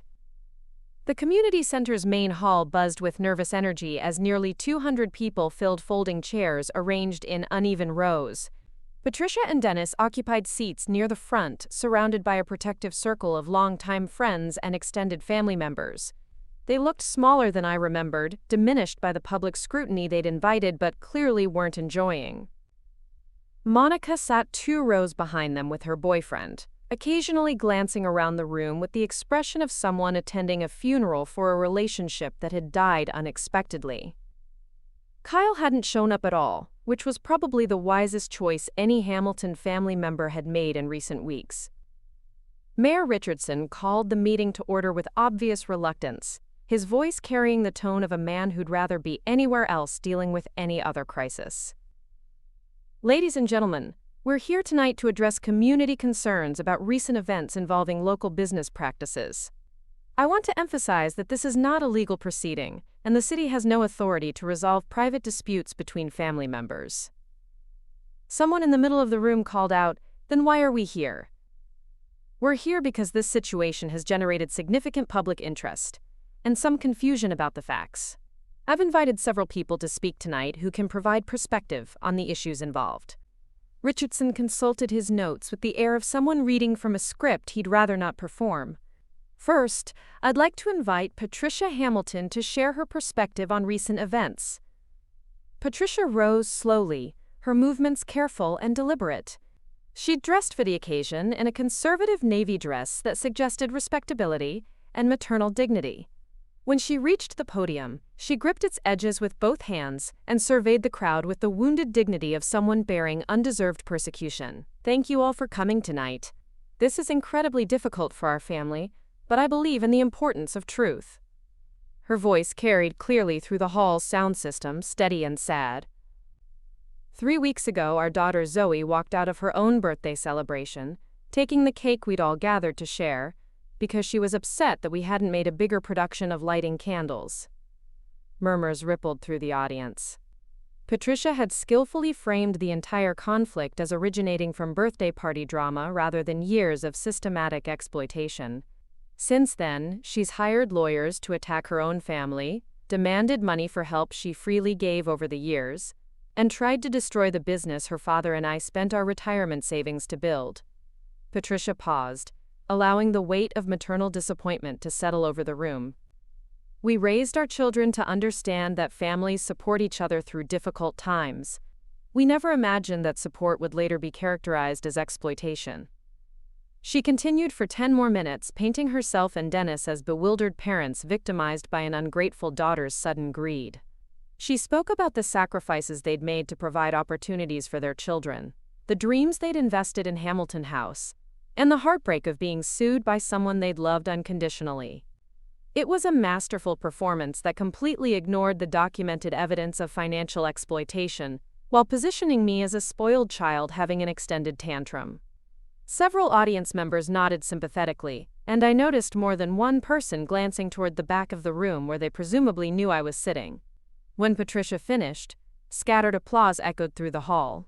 Not enthusiastic, but enough to indicate that her narrative had resonated with a significant portion of the audience. Mayor Richardson returned to the podium, looking even more uncomfortable than before. "Thank you, Mrs. Hamilton. I'd now like to invite anyone else who has direct knowledge of this situation to share their perspective." The invitation was clearly intended for me, but I remained seated. Speaking at this meeting would legitimize the premise that private business disputes should be resolved through public opinion rather than legal processes. It would also provide more material for the media circus that had already consumed too much of my energy. Instead, Mrs. Chen stood up from her seat in the third row. "I'd like to say something, if I may." Richardson nodded, probably grateful that someone other than immediate family members was willing to participate in this awkward public therapy session. Mrs. Chen made her way to the podium with the careful steps of someone whose arthritis had been acting up. At 83, she commanded respect in Cedar Falls simply by virtue of having outlived most of her critics and witnessed enough community drama to recognize patterns others missed. "I've lived in this town for 67 years, she began, her voice surprisingly strong for her small frame. "I've seen plenty of family businesses succeed and fail, and I've watched 3 generations of children try to balance family loyalty with personal survival." She turned slightly to look directly at Patricia and Dennis. "I've been a guest at Hamilton House multiple times over the past 3 years. Every time I called with questions, Zoe answered. Every time I needed help with reservations or local recommendations, Zoe handled it. Every time I saw that place running smoothly, Zoe was the one making it happen." The room grew quieter as Mrs. Chen continued. "Now, I don't know anything about legal contracts or business partnerships, but I know what I saw, and what I saw was a young woman working harder than anyone else while her parents took credit for the results." She paused, letting her words settle before delivering what felt like a carefully prepared conclusion. "Patricia, you say your daughter left over birthday candles, but maybe she left because she finally realized that the people who should value her most were the ones treating her like hired help." Mrs. Chen returned to her seat amid complete silence. Patricia's face had gone pale, and Dennis was staring at his hands with the intensity of someone discovering fascinating secrets hidden in his own fingerprints. Mayor Richardson cleared his throat nervously. "Are there any other comments?" David Rodriguez, my boss from Mountain View Resort, stood up near the middle of the room. I hadn't expected him to attend, much less speak publicly about the situation. "I'd like to address some of the business aspects that have been discussed," he said, approaching the microphone with the confident bearing of someone accustomed to public speaking. "I've worked with Zoe Hamilton for 4 years, and I've seen her professional capabilities firsthand. She's one of the most skilled digital marketing and operations specialists in the region." He turned to address the audience directly. When Hamilton House started booking more efficiently, improving their online presence and increasing their customer satisfaction ratings, those weren't accidents. That was the result of professional-level work that typically costs businesses between $4,000 and $6,000 monthly to outsource. The financial specifics seemed to capture audience attention in a way that emotional appeals hadn't. People leaned forward, processing the implications of David's assessment. "I've also seen Zoe turn down overtime opportunities and weekend projects at our resort because she was handling emergencies at her family's bed and breakfast. She's been providing high-level consulting services without compensation while sacrificing career advancement opportunities elsewhere." David paused, ensuring his next point landed clearly. "That's not family helping family.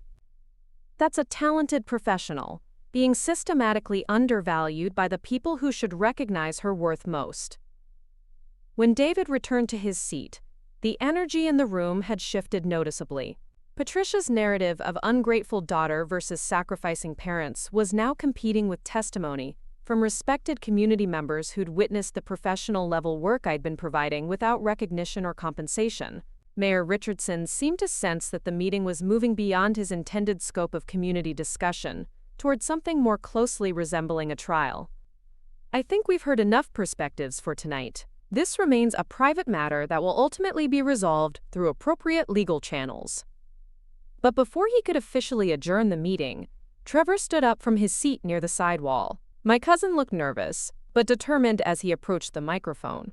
I'm Trevor Hamilton, Zoe's cousin, and I've watched this situation develop for years.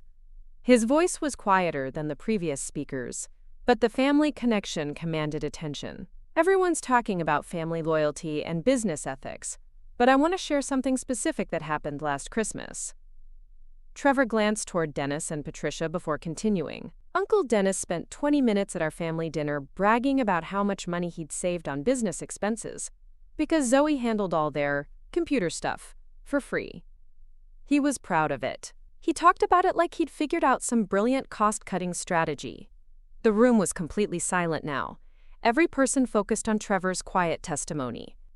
At the time, I thought it was weird that he was so proud of not paying his own daughter for professional work. But I didn't say anything because it wasn't my business.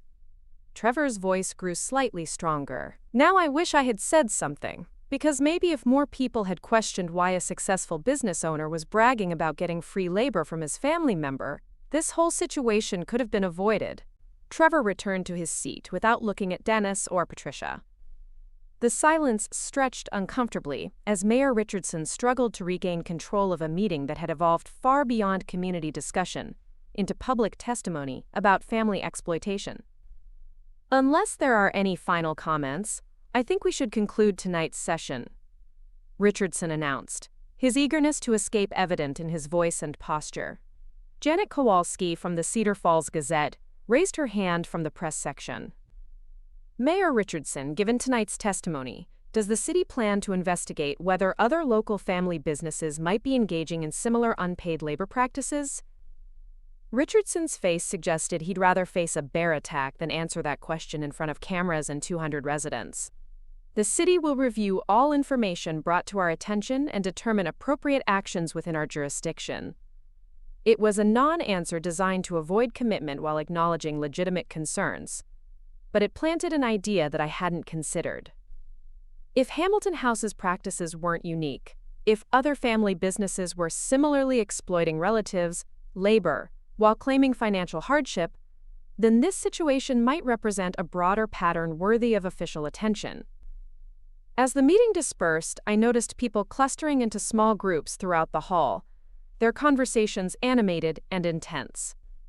The community was processing what they'd heard, and the discussions didn't appear to be following the neat division between family loyalty and workers, rights that had characterized online debates. Riley and I slipped out through a side exit to avoid the reporters congregating near the main doors. As we walked to her car, I could hear fragments of conversation from other departing attendees. I never realized she was doing that much work for them. Remember when they were struggling before Zoe got involved? The difference was pretty obvious. My daughter helps with my business sometimes, but I pay her for anything beyond basic family stuff. $48,000 worth of work? That's a full-time salary. The drive back to Riley's loft was quiet, both of us processing what had just unfolded. The community meeting hadn't resolved anything legally, but it had accomplished something potentially more important. It had forced a public examination of the facts underlying Patricia's emotional narrative. That was intense, Riley finally said as we climbed the stairs to her apartment. Your cousin stepping up like that was huge. Trevor's testimony was devastating because it came from family and included specific details that contradicted everything Patricia said about not knowing my work was valuable. I kicked off my shoes and collapsed onto her couch, emotionally drained from 2 hours of listening to my life dissected by strangers. Did you see Dennis's face when Trevor mentioned the Christmas dinner bragging? He looked like he wanted to disappear. Probably realized that his moment of pride about saving money had just become evidence of exploitation in front of half the town. My phone had accumulated dozens of missed calls and text messages during the meeting. Most were from reporters or curiosity seekers, but several appeared to be legitimate business inquiries from people who'd heard David Rodriguez's testimony about my professional capabilities. One message stood out from the others. It was from Catherine Mills, sent just 30 minutes earlier. Opposing counsel contacted me this afternoon requesting settlement negotiations. Your parents want to meet next week to discuss resolution options. Are you interested? I stared at the message, trying to process its implications. 3 weeks ago, Dennis and Patricia had been confident that emotional manipulation and social pressure would force me back into compliance.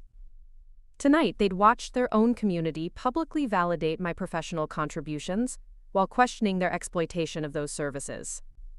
Settlement negotiations meant they were ready to acknowledge reality rather than continue fighting a public relations war they were clearly losing. Good news? Riley asked, noting my expression.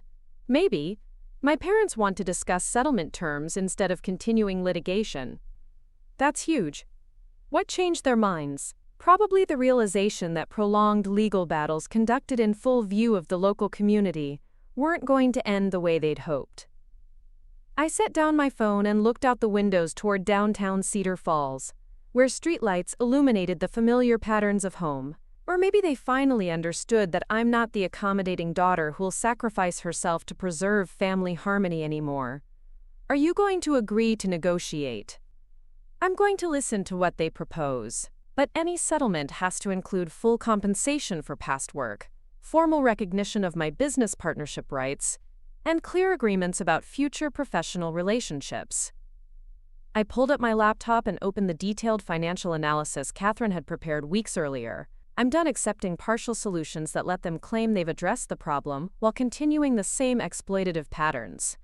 That night, lying in Riley's guest bed and listening to the quiet sounds of a city settling into sleep, I thought about the community meeting and what it had revealed about human nature, family dynamics, and the power of public accountability. Patricia had gambled that emotional manipulation and social pressure would force me back into compliance. She'd assumed that shame about family conflict would override my commitment to fair treatment, that the discomfort of public attention would make me abandon my demands for justice. Instead, the public scrutiny had exposed the systematic nature of their exploitation while validating my professional contributions. Community members who'd witnessed my work firsthand had testified to its value, contradicting the family narrative that portrayed my demands as greedy opportunism. Most importantly, the meeting had demonstrated that standing up for fair treatment wasn't a betrayal of family values but an affirmation of basic human dignity. Even in a small town where family loyalty was sacred, people could recognize the difference between mutual support and systematic exploitation. The settlement negotiations would determine whether Dennis and Patricia had truly learned from the past month's events, or whether they were simply looking for a face-saving way to end an embarrassing public conflict. Either way, they were finally ready to acknowledge that their treatment of me had consequences they couldn't manipulate away. 3 weeks after walking out with my birthday cake, I was no longer the invisible Hamilton daughter who absorbed mistreatment to maintain family peace. I was a business professional demanding fair compensation for documented services, supported by legal representation and community testimony that validated my contributions. The transformation felt surreal and empowering in equal measure.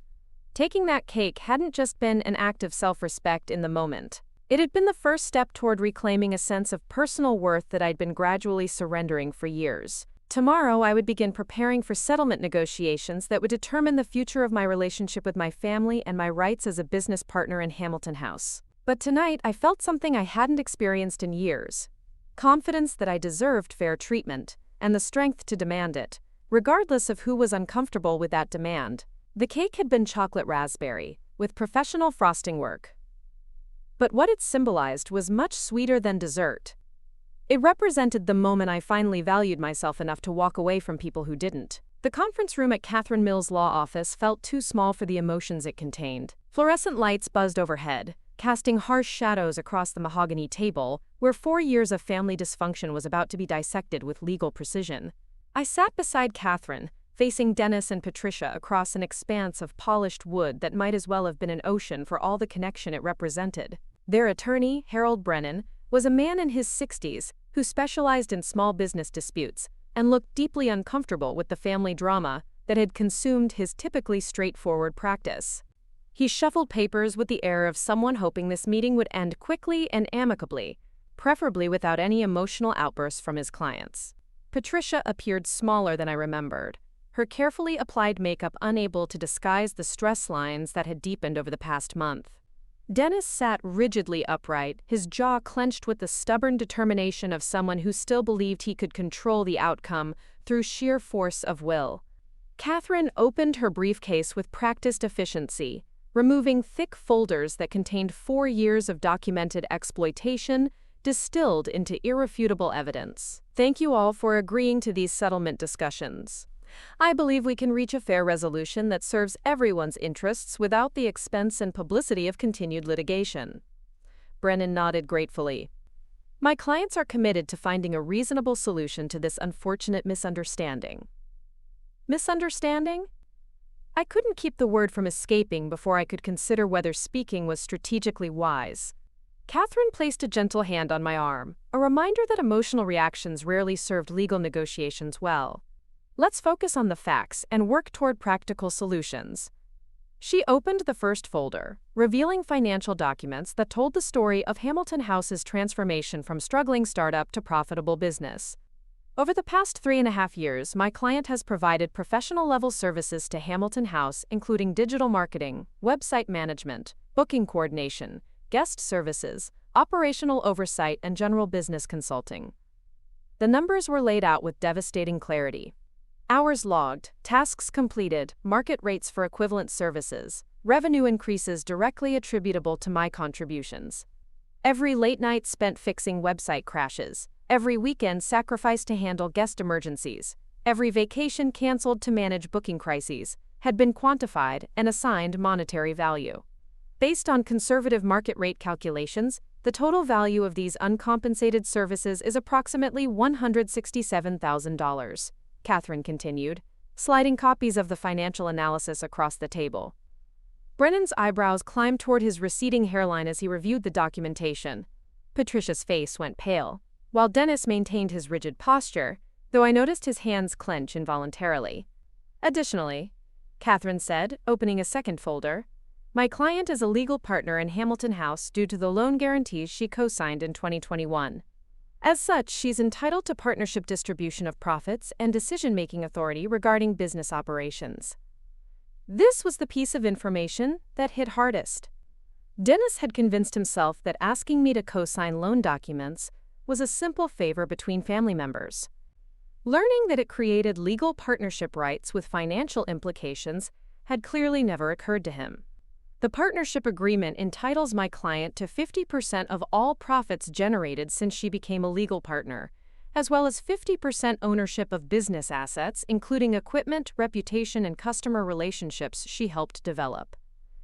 Brennan was taking rapid notes, probably calculating how much this settlement was going to cost his clients. What exactly is your client seeking in terms of resolution? Catherine smiled with the satisfaction of an attorney who'd prepared thoroughly for this moment. Full compensation for past services at market rates, formal acknowledgement of partnership status with appropriate profit sharing going forward, or alternatively, buyout of her partnership stake at fair market value. That's ridiculous. Dennis spoke for the first time since we'd sat down. We can't possibly pay $167,000. That would bankrupt the business. Then perhaps we should discuss the partnership buyout option, Catherine replied smoothly. An independent business valuation estimates Hamilton House's current worth at approximately $420,000. My client's 50% stake would therefore be worth $210,000. The silence that followed was deafening.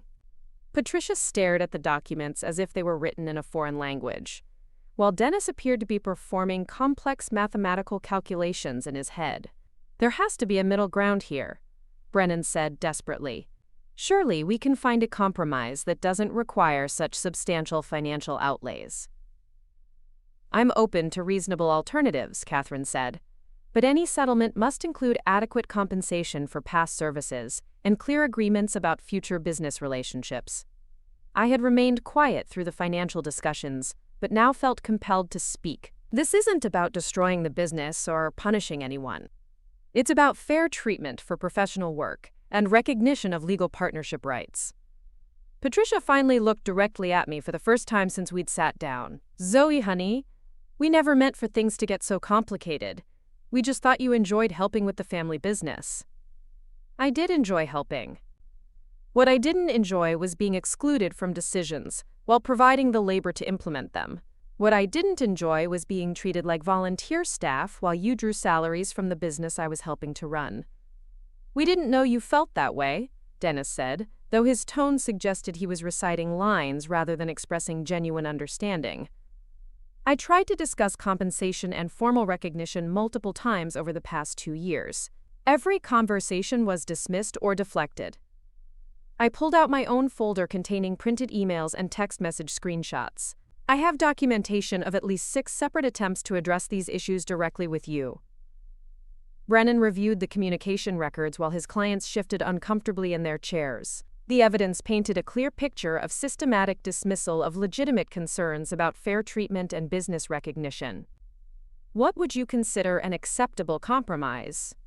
he asked Catherine.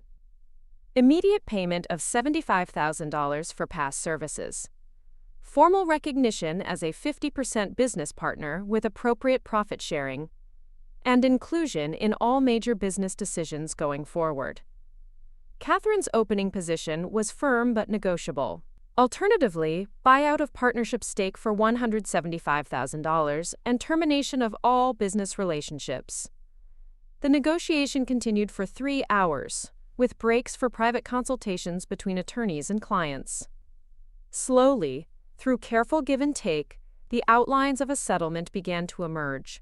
Dennis and Patricia would acknowledge my partnership status and agree to profit sharing going forward, but they couldn't afford immediate payment of past compensation. Instead, they would transfer full ownership of Hamilton House's digital assets, customer database, and online reputation to me, essentially giving me control of the business elements I'd developed while they retained ownership of the physical property. The arrangement would make me the senior partner in all operational decisions while they handled property maintenance and guest services. Profits would be split 60-40 in my favor to account for past unpaid services and future operational responsibilities. "There's one more condition," I said as the lawyers prepared final settlement documents. "I want a formal apology acknowledging that my treatment was unfair and that my contributions were undervalued." Patricia's eyes filled with tears, though whether from remorse or frustration wasn't clear. "We're sorry, Zoe. We never meant to hurt you or make you feel unappreciated. I need something more specific. I need acknowledgement that asking me to provide professional services without compensation was wrong, and that excluding me from business decisions despite my partnership status was unfair." Dennis struggled with the words, his pride warring with practical necessity. Finally, he managed, "We were wrong to take your work for granted.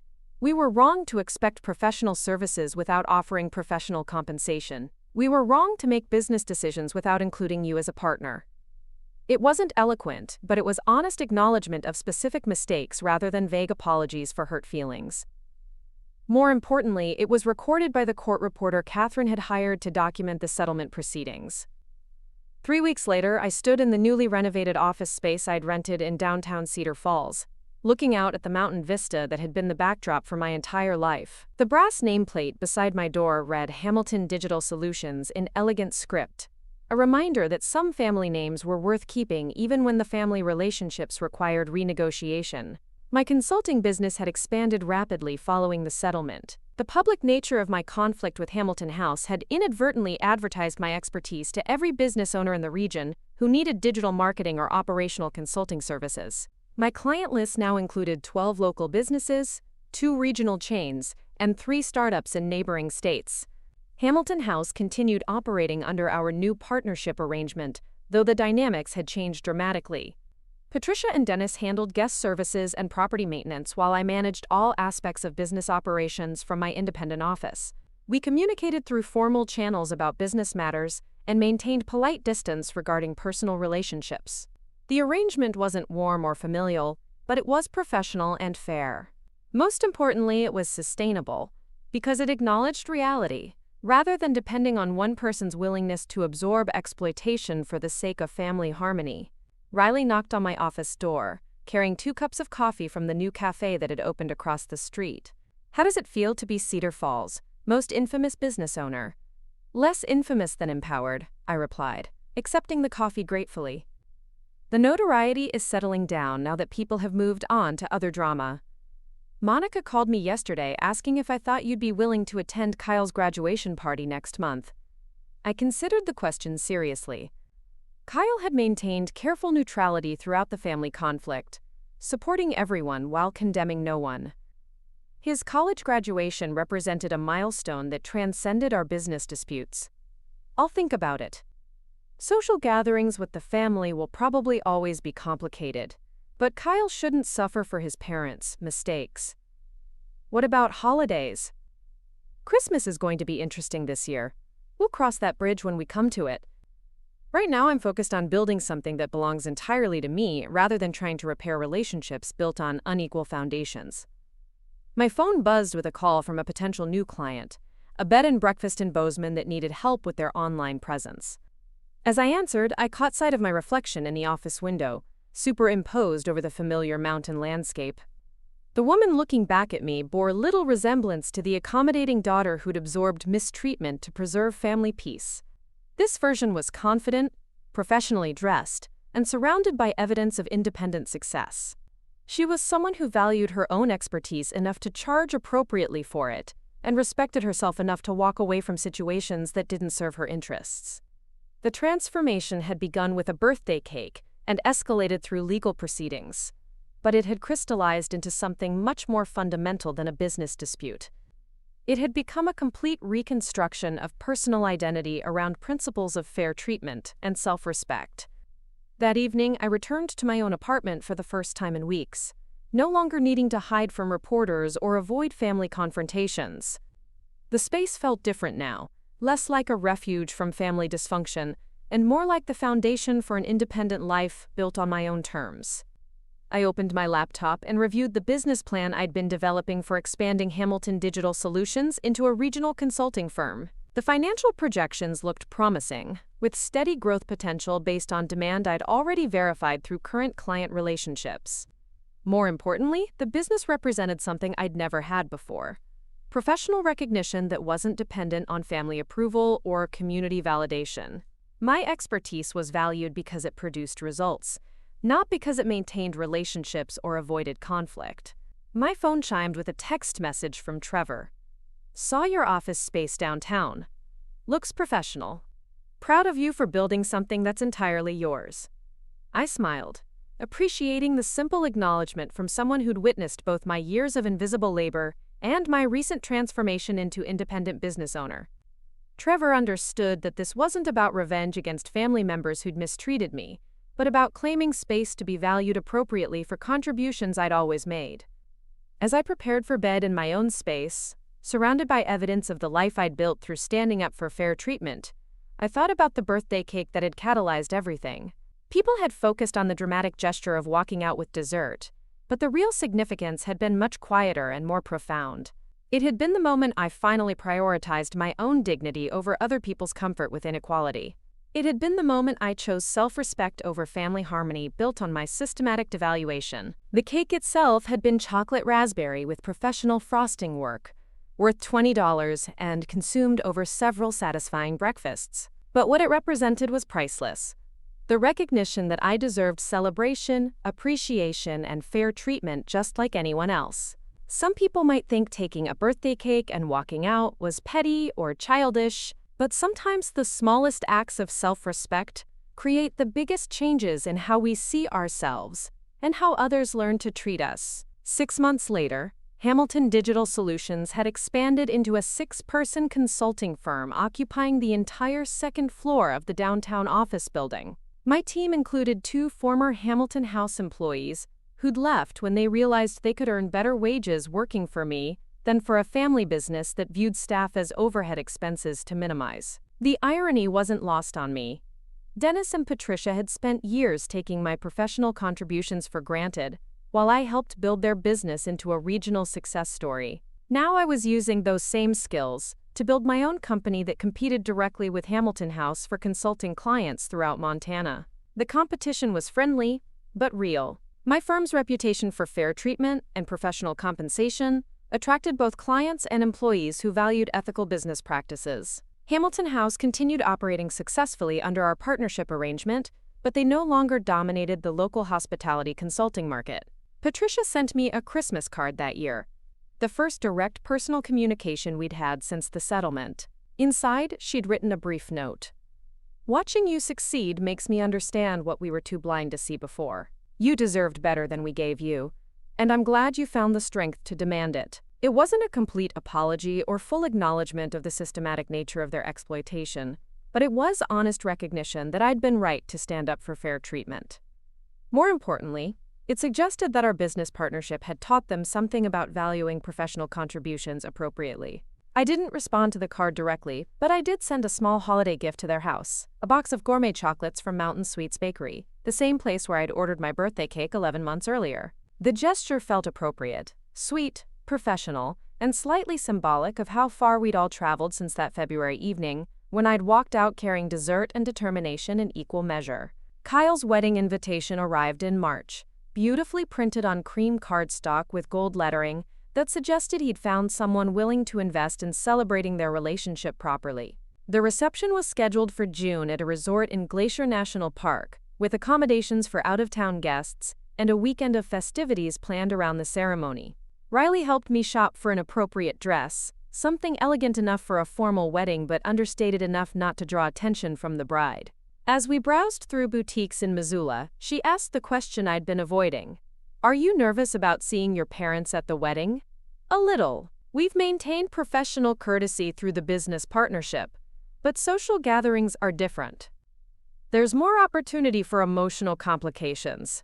What kind of complications? The possibility that they'll expect our business arrangement to translate into restored family relationships.